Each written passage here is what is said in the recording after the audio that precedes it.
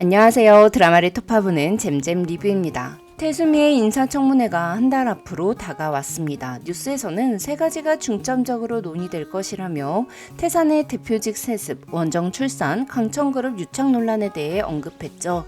그리고 때를 맞춰 한선영은 숨기고 있던 비장의 카드 우영우를 내보였습니다. 한바다에 호의적인 기사를 써주는 정의일보 이준범 기자는 태수미의 뒤를 캐고 다니다가 권민우까지 만났었는데요.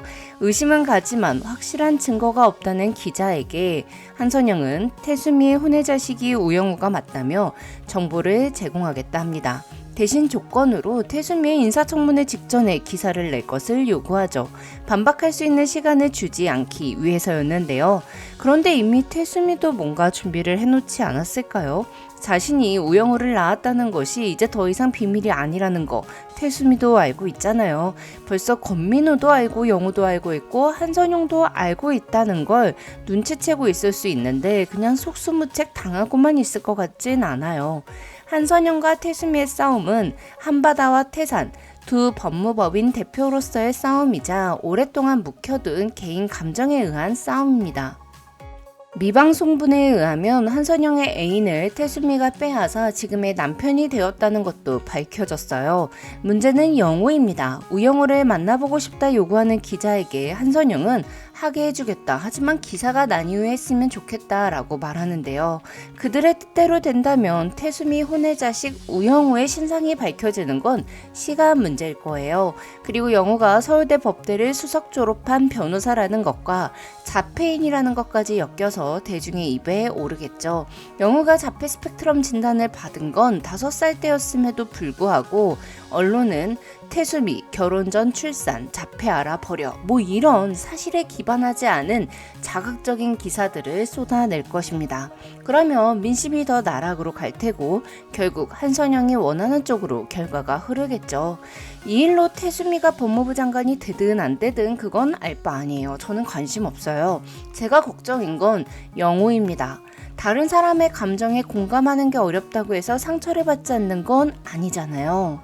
그래서 앞으로 벌어질 일들이 더 걱정이 되는데요. 전 이 문제를 해결하는 건 한선영도 아니고 태수미와 우광우도 아니고 이준호와 권민우도 아니라고 생각해요.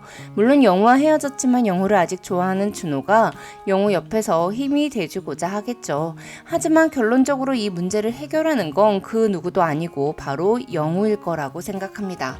영우가 출생의 비밀이 폭로당하는 피해자로 남기보다는 자신의 문제를 직접 해결하고 맞서는 사람이 될 것 같아요. 이 문제를 회피하지 않을 것 같습니다. 그동안 자신이 느꼈던 감정과 팩트를 바탕으로 기자들의 질문에 담담하게 이렇게 말할 것 같아요. 태수미가 날 낳아준 사람이라고 들었다. 하지만 그녀는 날 키우지 않았고 돌보지 않았으니 엄마라고 할 수 없다. 모성애가 강하기로 유명한 혹등고래는 새끼고래를 젖먹여 키우는 6개월 동안은 아무것도 먹지 않고 새끼를 보살핀다. 수영에 서툰 새끼가 행여 잘못될까봐 한시도 떨어지지 않는다. 나에게 어미고래의 역할을 한 사람은 내 아버지이며 자폐 스펙트럼을 앓고 있는 내가 세상에 융화되어 살 수 있도록 배워야 하는 모든 것을 가르쳐준 사람도 아버지다. 그러니 지금까지와 마찬가지로 앞으로도 난 내 아버지의 딸로 살 것이고 태수미 후보자를 내 어머니라고 부를 생각이 없으며 나를 의탁하지 않을 것이다. 태수미 후보자가 임신 당시 1년간 칩거하며 내 생명을 지켰고 출산했다고 들었다. 내 생명을 지켜준 것에 대해서 고맙게 생각한다. 살면서 나를 낳아준 사람을 한 번쯤 만나보고 싶었으나 나를 버린 것을 원망하지는 않았다. 태수미 후보자와 난 고래가 아니니까. 사람은 자기가 낳은 아이를 버리기도 하는 존재니까. 난 태수미 후보자가 법무부 장관이 되든 안 되든 관심 없다. 그런데 그녀가 결혼 전 아기를 낳고 키우지 않은 것에 대해 비난할 자격이 있는 사람이 당사자인 나와 내 아버지 말고 다른 누가 있는지 궁금하다. 이렇게 기자 앞에서 담담하게 말할 것 같아요.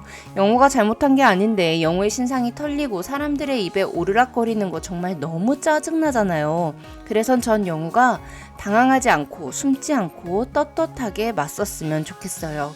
영호 옆에는 영호를 많이 사랑하는 아버지도 있고 이준호 씨도 있고 봄날의 햇살 최수연도 있고 아프지만 회복돼서 돌아올 서브 아빠 정명석도 있으니까요. 한선영이 자신의 출생의 비밀을 언론에 풀었다는 걸 알게 되면 영호는 한바다를 다니지 않겠죠.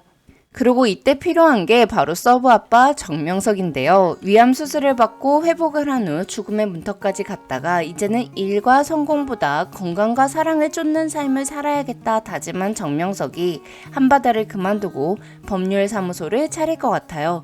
그리고 자신이 차린 법률사무소의 영호를 스카우트하고요. 이렇게 제가 12회 리뷰 때 했던 내피셜 그대로 이루어지지 않을까 싶습니다. 그럼 저는 다음 리뷰로 찾아뵐게요. 드라마를 톱파보는 잼잼 리뷰였습니다. 감사합니다.